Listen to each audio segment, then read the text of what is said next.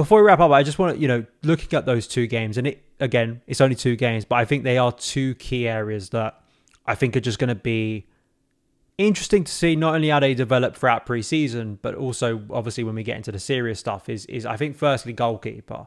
Yeah. I just think the way the club have handled the goalkeeping situation is just bizarre to me. It really is. It's ludicrous. I think it's incredibly silly in the fact that we not only bought two first choice goalkeepers last season, which is really weird. I feel like if we were going to get one, you get one, and then because you don't need two first number ones really. Obviously, it's a luxury to have. For example, like City have had Edison and Ortega, which was always like, oh great, we're playing a cup game. Well, Ortega's just as good type of thing, but. For me, Petrovic and Sanchez are two completely different goalkeepers that play two completely different ways, and we kind of fell back into that same situation we had with Kepa and Mendy, where it was like one of them was a really good shot stopper, not very good with his feet. The other one was very good with his feet, but not a very good shot stopper. And it was like we couldn't ever get the best of both worlds. And I felt like we had a lot of positions. And I spoke about this early in preseason. We had a lot of positions that were really key for us to get like an actual world-class player in. I feel like goalkeeper was one of those. And obviously, my personal was Manuel from Milan. I really wanted him. Obviously, that was very unattainable with his price tag. But it's one of those things where we kind of, again, this is kind of ragging on the ownership in general, but like we kind of splurged so much money on other positions that we particularly didn't really need as much as, for example, I would say defensive midfield, a striker, goalkeeper. Those were the main ones, and we still kind of haven't got those positions. Obviously, Lavia, I think, is going to be good for us in the defensive midfield, but yeah, I feel like they got in general the goalkeeping situation is kind of weird, but it's nice. I will say that it's good that Maresca is very clearly being backed by the board, and I feel like he's obviously identified like, okay, so Petrovic, I do feel like the exiling of Petrovic is a bit weird. I will say that. I feel it's very harsh on him for considering how he kind of stepped up to the plate last season. But he's clearly identified that neither of our goalkeepers are good enough at passing out from the back, and we've kind of saw in our preseason games how Sanchez's distribution was not the greatest, and obviously in a system where it requires your goalkeeper to be not only on the ball but taking risks with the short passing and not always hitting it long and coming into the kind of centre back position next to the left centre back and being that an extra outfield player. And obviously it's pretty much been confirmed that we're getting Filip Jorgensen, and I personally have not done too much of a look into him. I'm not sure how good he is. That's something I'll have to do. But clearly, he's been chosen because of his ball playing ability, is what I would say. And hopefully, that's something that improves us. Again, we kind of saw. I'm not going to say all of them. Like I would say, like a portion of the goals we've conceded so far in preseason have been due to the passing out of the back just not being sharp enough. Obviously, there was the very glaring one against Celtic where Sanchez plays it to Badiashile when he's facing his own goal, and then Badiashile just has no choice but to pass it straight to their player. And it's kind of like, if he does have a better distribution, has more faith in his long passing, he can just boot it long and find someone rather than having to opt for that. But or maybe if the goalkeeper was Jorgensen, he's a bit more smart with the short passing, he would have found a different option than Badiashile in that situation. But yeah, I do think like it's one of those things because it's been happening ever since we got Kepa. It's just like the goalkeeper, we've been spending so much money on that position and it's never gotten solved, like ever.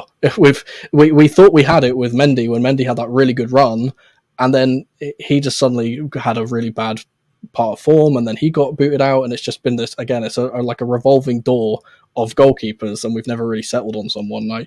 I felt like we really needed to find someone that was already established, already good enough to play as a first teamer, and that could be here for multiple years and hold that position down for multiple years without having to change it.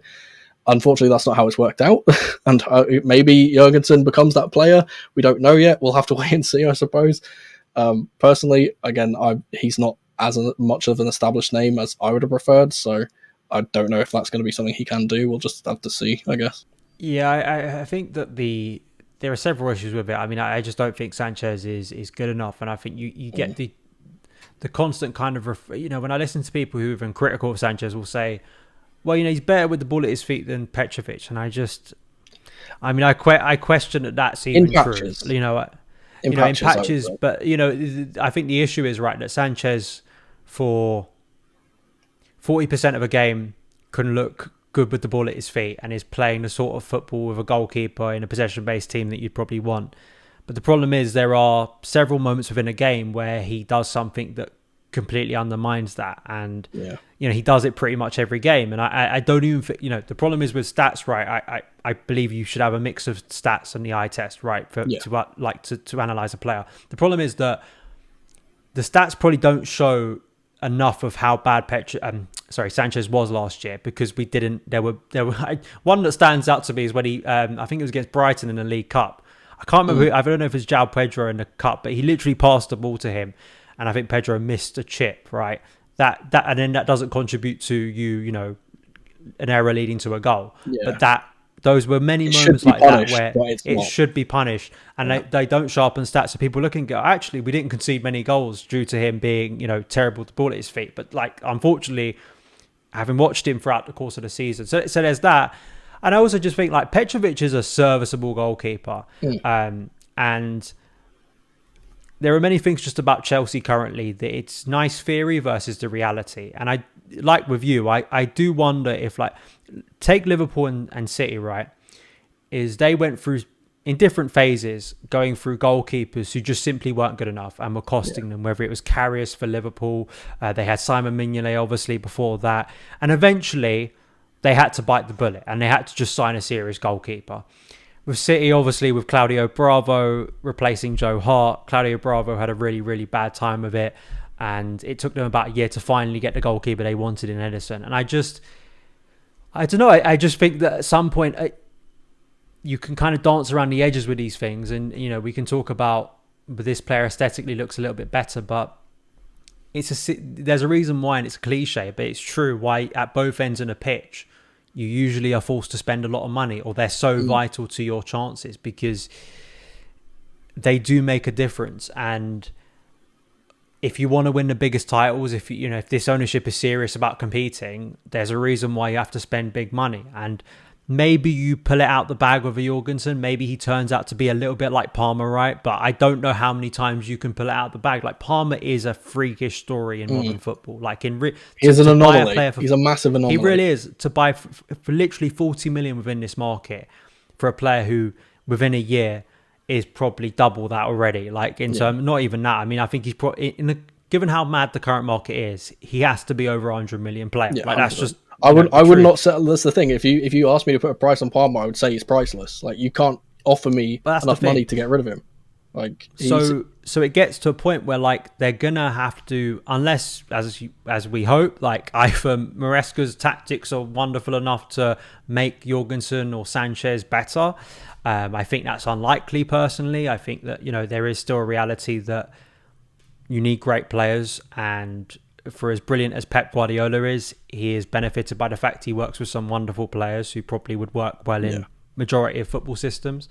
So I don't know, we just kind of biding our time here, and then we realise we've wasted another season without a proper goalkeeper, and then we eventually are forced to sign someone for a lot of money. And it's just like you, I kind of ponder, we're spending this money in kind of areas where, all right, we're spending here for the future, we're spending there to kind of for a Dewsbury Hall, where you're spending about 30 million, and you can combine all of that up, and you think, well, if you just went out and spent most of that finance on one amazing player, the difference in kind of levels could make a huge difference to us in the long term.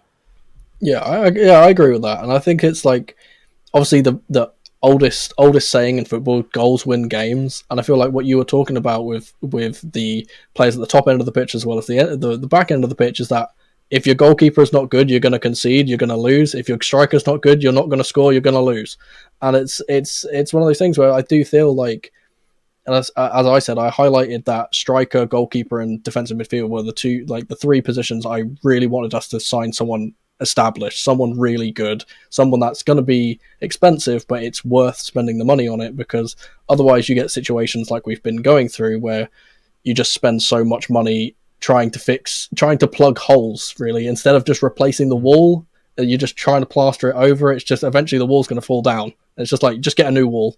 Just get an entirely new wall. It will fix the problem.